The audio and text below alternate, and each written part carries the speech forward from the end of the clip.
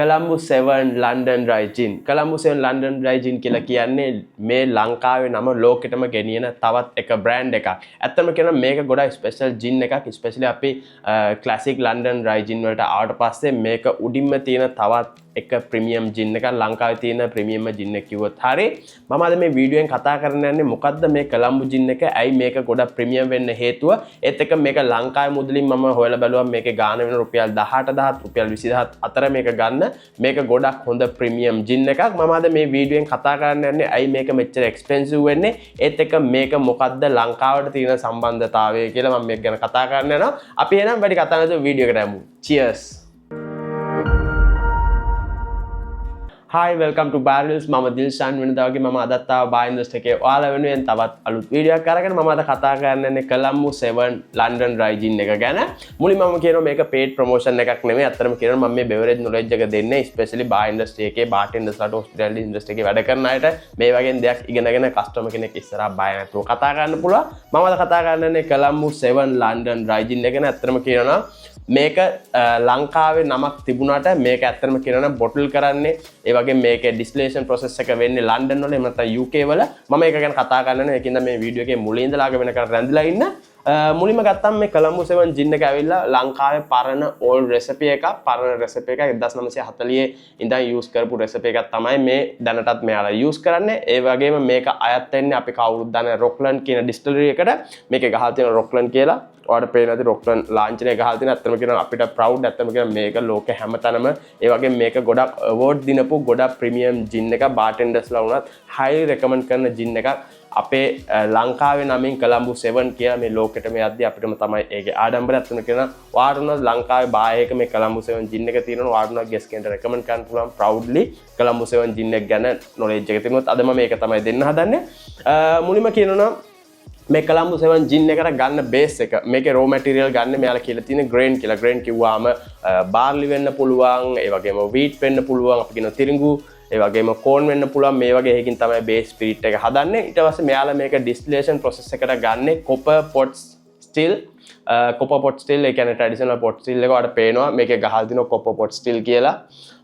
ඒ වගේ copper pot still වලින් ජින් එක සාමාන්‍යයෙන් distill කරද්දී මේක පොඩ්ඩක් expensive වෙනවා. මොකද කියනවා ඒක අර old tradition still එකේ වගේ මේකේ ගහලා තියෙනවා small batch කියලා.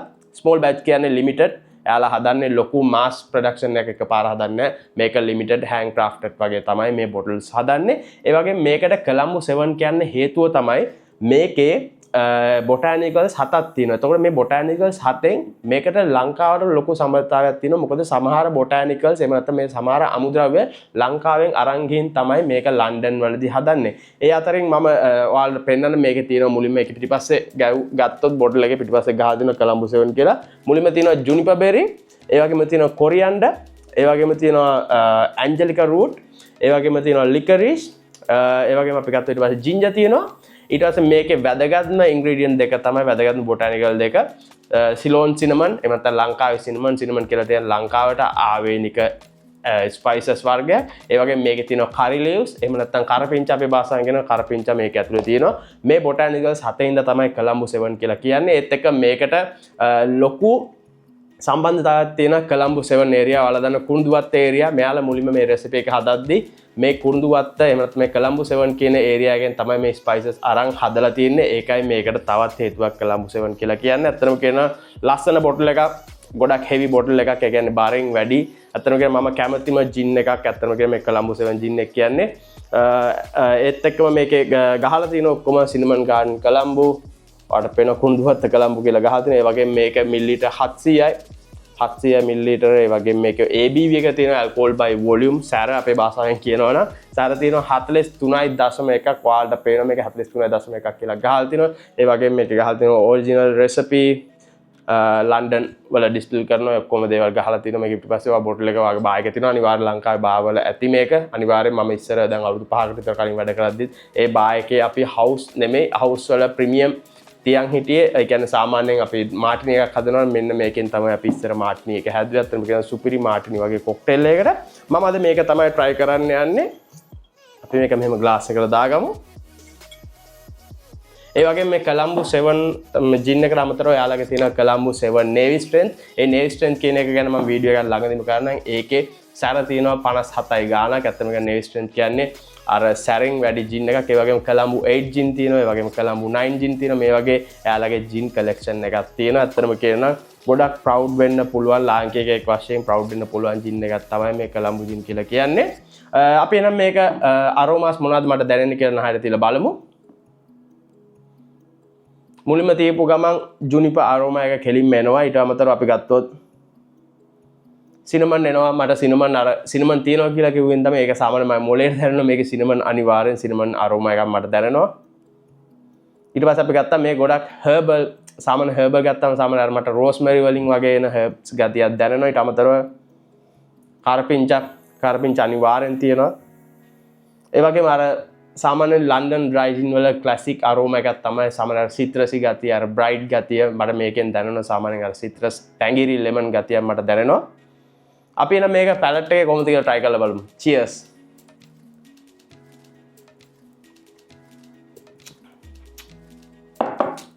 අතර කියනවනම් පොඩි වෝම් ගතියක් දැන් මට දැනෙනවා. මොකද ජින් කියන්නේ නීට් බොන්න හදපු ඇල්කොහොල් එකක් නෙමෙයි හදපු ස්පිරිට් එකක් නෙමෙයි. අතන කියන වෝම් ගතියක් දැනෙනවා. වෝම් ගතිය මට දැනෙන්නේ සාමාන්‍යයෙන් සිනමන් වෝම්.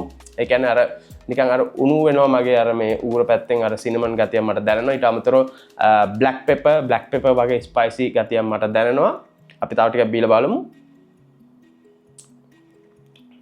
අතන කියන ගොඩක් හර්බල් ගොඩක් අර සිත්‍රසි ගතියෙන් වැඩි.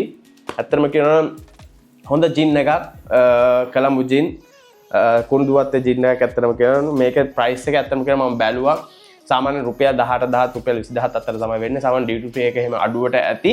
මම දන්නේ ගොඩක් මේක ලන්ඩන් වලම ගොඩක් ෆේමස් සාමාන්‍යයෙන් හොඳ කොලම්බෝ ජින් එක ඔයාලා සර්ච් කරලා බලුවොත් ඇත්තටම කියනවා මේකට ගොඩක් අවෝඩ්ස් දීලා තිනවා. මේක ජින් එක ඇත්තටම කියනවා ස්පෙෂලි මේක මම බොන්න රෙකමන්ඩ් කරන්නේ. ඇත්තටම මාටිනි ස්ටයිල් කොක්ටේල් එක සාමාන්‍ය ඔයා ඩ්‍රයි මාටිනි එකක් හරි එක්ස්ට්‍රා ඩ්‍රයි මාටිනි එකක් හරි මේකත් එක්ක try කරලා බලුවොත් ගොඩක් හොඳයි. ඒත් එක්කම ඔයා ජින් ඇන්ඩ් ටොනික් වගේ යනවනම් මේකට ජින් මේ කොලම්බෝ ජින් දාලා ඒ වගේම ටොනික් දාලා මේකට ගානිෂ් එකට මම රෙකමන්ඩ් කරන්නේ. කරපිංච එත්තක් ගොඩක් එලිගන්ට් කරපිංච කියන්නේ ලංකාවේ දෙයක්. ඇත්තම කියන ලංකාවේ හැම කෑමකටම බැරි දෙයක් තමයි කරපිංච. ඒ වගේ දෙයක් දාලා වුණත් ඔයාලා ගෙස් කෙනෙක්ට සර්ව් කරන්න පුළුවන්. ඒ වගේම අපි ගත්තොත් මේකෙන් සාමාන්‍ය නිග්‍රෝනි ඒ වගේ කොක්ටේල් එකක් වුණත් හදන්න පුළුවන්. ඇත්තම කියන හොඳ ක්ලාසික් ජින් එකක්. ඒ වගේම අනිත් අදගම තමයි සාමාන්‍යයෙන් ඔයාගේ පිටරට යාළුවෙක්ට ඔයාලට gift එකක් වගේ දෙයක් දෙන්න ඕන නම් එයාව ඉම්ප්‍රෙස් කරන්න ඕන නම් මේක ගොඩක් වටිනවා. ඇත්තම කියන කොලම්බෝ ජින් එකක්. ඇත්තම කියන ඔයාට දෙන්න පුළුවන් හොඳම gift එකක් තමයි ඔයාගේ පිටරට යාළුවෙක් කෙමින් ඉන්නවනේ මේ වගේ කොලම්බෝ ජින් එකක් කියන්න පුළුවන් අපේ රටේ ස්පයිසස් අරන් හදන ජින් එකක් කියලා. ඇත්තටම මේකේ කැප් එක එහෙම මේකේ පැකේජින් එකේම ගොඩක් ලස්සනයි. ඔයාලට පේනවා නිකන් අර ස්ක්‍රූ කැප් එක නෙමෙයි මේකේ තියෙන්නේ. මේකේ තියෙන අර නිකන් රබර් මේකක් එක සාමාන්‍ය අර කොප තඹ වලින් වගේ තමයි උඩ මූඩිය තියෙන්නේ. ඒත් එක්කම ලස්සන බොටල් එකක් ලස්සන ඩිසයින් එකක් තියෙන බොටල් එකක්. ඔයාලට මේක බය නැතුව gift එකක් වුණත් දෙන්න පුළුවන්. මම හිතනවා මේ වීඩියෝ එක ඔයාලට ගොඩක් යූස්ෆුල් වෙන්න ඇති කියලා. මේ කොලම්බෝ ජින් එක ගැන වීඩියෝ එක ඔයාගේ යාළුවොත් එක්ක ෂෙයා කරගන්න. මොකද කියනවා මේක ලංකාවට තියෙන අභිමානයක්. මේ වගේම තවත් අලුත් වීඩියෝ එකකින් ඊළඟ වීඩියෝ එකදී හමු. cheers.